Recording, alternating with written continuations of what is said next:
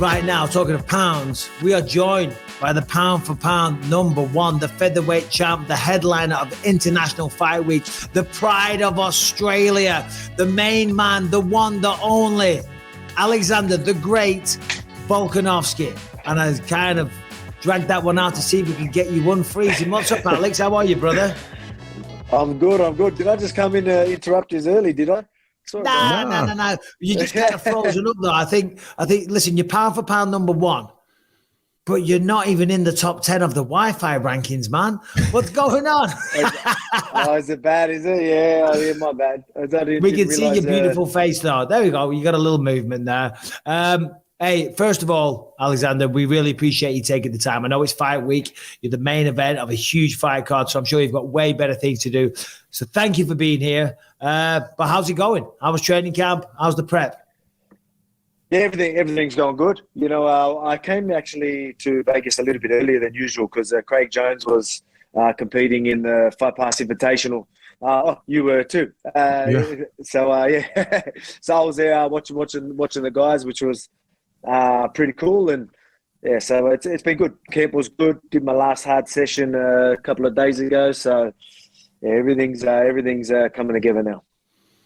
Alex, I mean, obviously it's Monday and people are starting to travel in for International Fight Week. I'm sure Vegas is insane.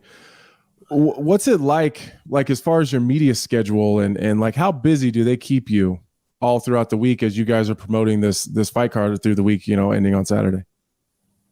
It's not too bad. Look, we try and space it out a little bit. We did a bit of media back home, like trying to sort of spread it out as much as you can so it's not too crazy fight week. But I'm all good with it. It's all a part of the process. So, there will be over the next few days probably some media obligations and some things that we need to do, but it's a part of the process. That sort of lets me remember and let me know, like, all right, we're here to fight, we've got to fight. So it's, it's just the normal fight week sort of stuff that you usually do. It's obviously getting more and more as the career goes on, but I'm all good with it. Keeps me busy.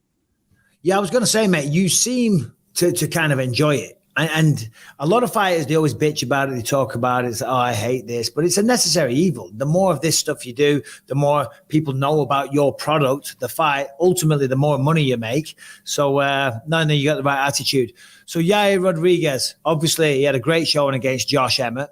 A lot of movement, a lot of kicks. Everyone knows the style of Yair Rodriguez, kind of unpredictable. How do you prepare for somebody like that? Did you bring in some special training partners? What was the deal?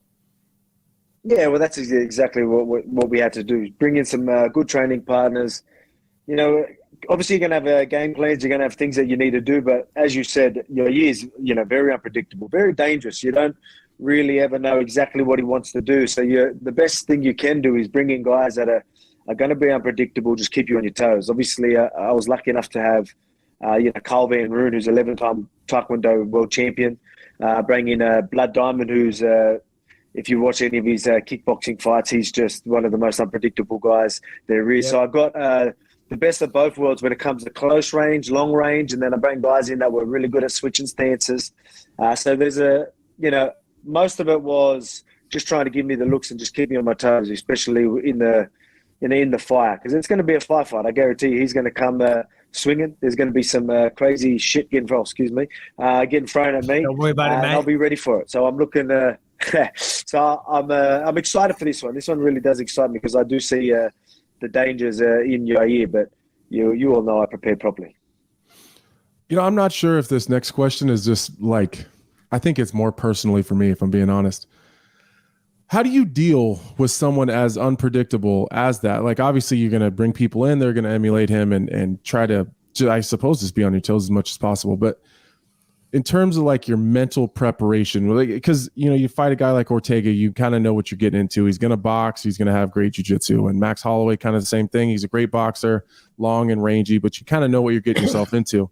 How do you mentally prepare for someone like Yair where you really have no idea what he's going to do?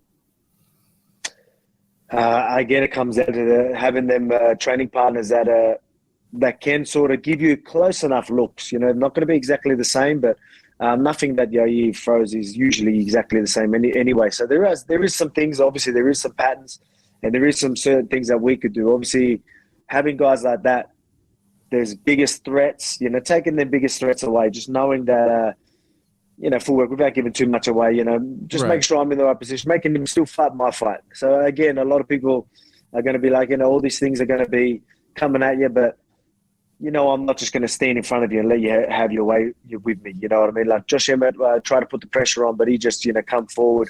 And, it was just not the right approach. You've got to there's definitely without giving too much away, you definitely got to approach it properly. But I mean, so you guys have identified some tendencies, like you see some things that you can take advantage of and maybe get him off of his game.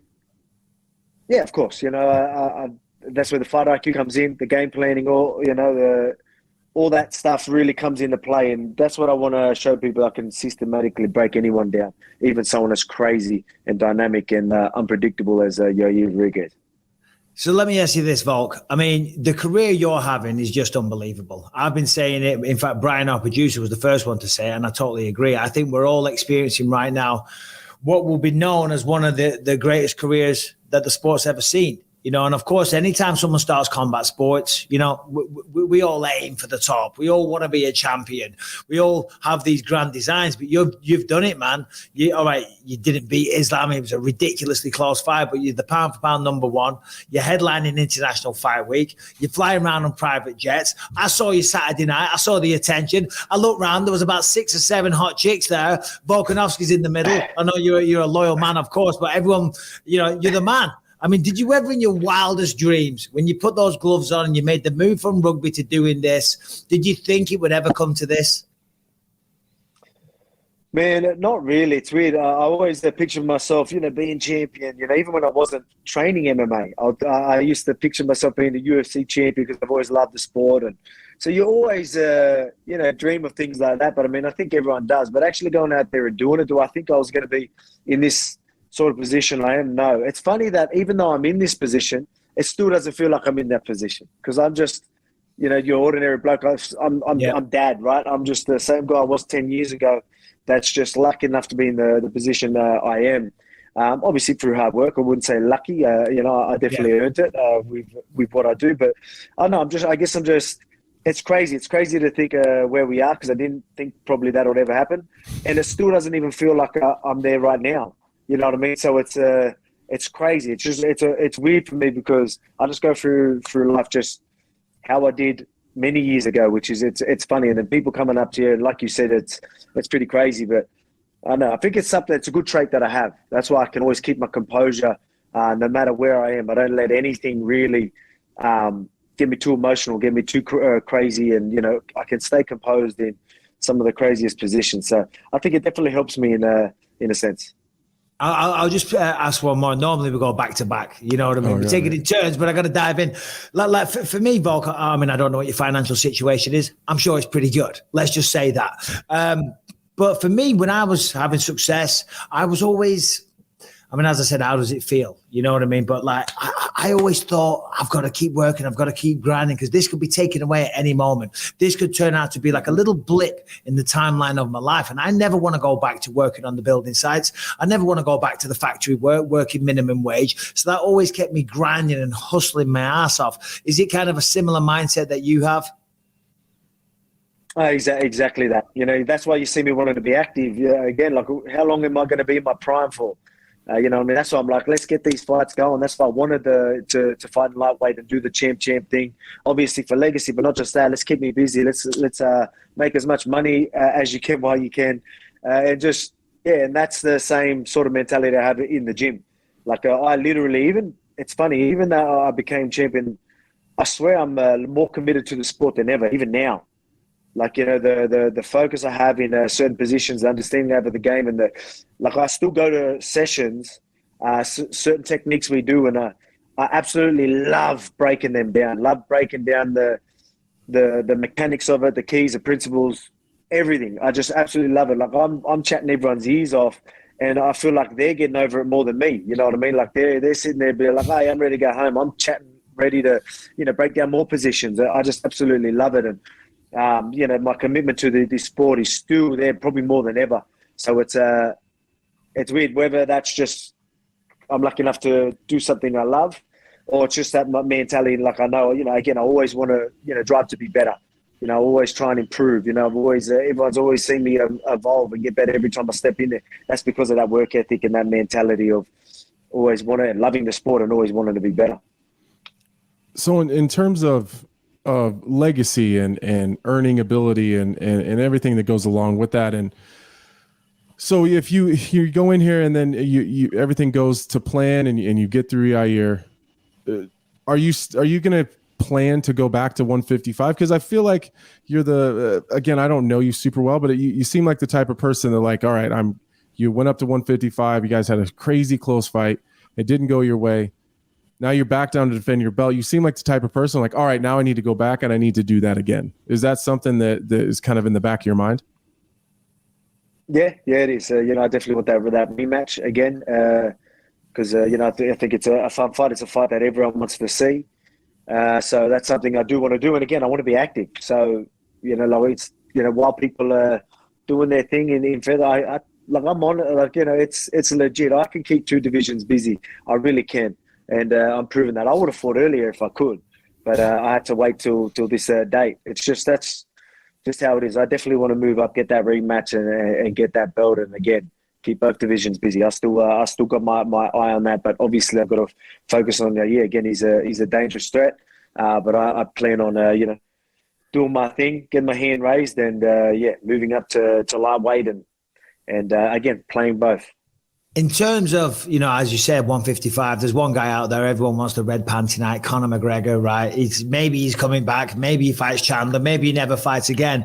But obviously he was the featherweight champ once upon a time, many moons ago, never defended it. Have you had any interactions with Conor? Have you been the butt of any abuse? Because me and Anthony, we've both had the fucking voice notes. We've both had the threats. Do you know what I mean? We've both had the shit coming out of him. Have you been the recipient of any bullshit from him? And obviously, I'm assuming that would be someone you'd love to fight one day. Yeah. It's something that I've always wanted purely because, as you just said, he's the only he's a featherweight champ as well. He's a former featherweight champ. He's the only one I haven't beat yet. So you talk about legacy, that's definitely there. We've had a few exchanges on Twitter here and there, but nothing more playful. After every time, if I put on a show and people are saying that I'm the GOAT, or talking about me being one of the best featherweights, he likes to chime in and try and put me down, but that's Conor. So I love it. If it's all good. That's if he's talking about me, I guess that's a good thing. Anyway, he's paying attention. But for me, I just focus on what's in front of me, and that's Yair, maybe lightweight. But Conor is definitely something I want to do. Yeah. I think he's even a little interested in it. So we'll see. I've got a couple of things I need to do, and I'm guessing it's going to be a while till he's ready to get in there anyway. So I'll do my thing, and I'll be in a position. Where I think he will want that fight. I'm expecting to, that legacy and my sort of where I'm at. I just think my hype around myself is going to be on a whole nother level as well. That's where I plan on being in a year or so. What is obviously life's going great for you now. You're on top of the world. What's the most unexpected thing that's happened to you, or the most unexpected person that you've got to meet or become friends with? Because, things happen. Life's a wonderful thing. And certainly when you become a UFC champ of your level, you do find yourself in places that you never would have thought in your wildest dreams you would be. What's something that you'd be willing to share, or someone that you've met, a celebrity, someone that you've looked up to, a performer, whatever? Is there someone that kind of fits that description for you? Oh, mate, obviously lucky enough to be in the position I am. There's so many people you could mention, so many things that you're like, whoa, what? I've grew up watching these guys. Even Mel Gibson just there watching. Oh, that's right. He was there Saturday night. You know what I mean? Just how good I was sitting right next to him, right behind him. And so things like that, just crazy. But probably Mark Zuckerberg, I'd say, is probably one of the more random type of the way it come about. And I was like, oh, what? Now he's a massive fan of the sport. He loves the martial arts, and obviously we keep in contact and met up a couple of times. So cool dude. So that was probably one of the craziest. Zuckerberg versus Musk. I got to ask that real quick. Oh, yeah. Who wins, Zuckerberg versus Musk, from the pound for pound king? I got Zuck, mate. I'm telling you, he's a bit of an athlete, mate. it blows me out. Like it's he's an athlete. He's pretty good. He's obviously, I guess they both will commit to whatever they do. They wouldn't be where they were if they didn't. But he loves his martial arts. He loves staying active. Like, you should see him like wave surfing and all that. Like, mate, like he's athletic. It's pretty incredible. So that's why I'd definitely have Zucker in that one. Well, I'd watch it. That's for sure. I keep feeling like I'm not trying to disrespect Yair, but we have the champion here, and I think that me and everyone else likes to hear just how your mindset, like how you think about things, because we talk about this all the time. Max Holloway has got to be one of the most irritating thorns in your side, because it's an incredibly tough fight. He's so crafty, and then you beat him 3 times, and he just keeps fighting all the contenders, and he finds himself winning every. You know what I mean? So it's like it seems like you constantly find yourself in these conversations where it's like, all right, well, maybe it's Max Holloway again. How do you look at that through your lens? Is it just he keeps beating him so he gets another shot, or is it just kind of like, God damn, I'm kind of sick of this guy? I think it's a weird one. Like, I think it's a weird one to sell as well. A fourth fight with Max. It is, it's. I guess it's a weird position for him as well. He's probably sitting there like, oh man, I hope he loses. You know what I mean? So I can get a shot at that title. It's just obviously it's a weird one. It's a weird one for him. But that just shows you like where he's at. Like, like a lot of people thought he was done because of what I did to him. I was like, no, like it's not him. Like, that was me. And I expect him to still do this to all the contenders. That's why I'm like still saying, I'm going to tell the UFC, I was going to stop feeding my contenders. Yeah, exactly. All right, I know. I mean, what is going to happen if Ilia Topuria fights Max Holloway? I mean, are you just going to say, Jesus Christ, come on, mate, that's my next guy. That's the next guy in line. And number one, what do you think of Ilia Topuria? Because he's looking sensational, right? Yeah, well, I've actually already said that. I was like, he doesn't need, like, don't let him fight. If everyone's hyping him up, everyone wants that fight. And he likes to talk as well, which I like, so that'll be exciting.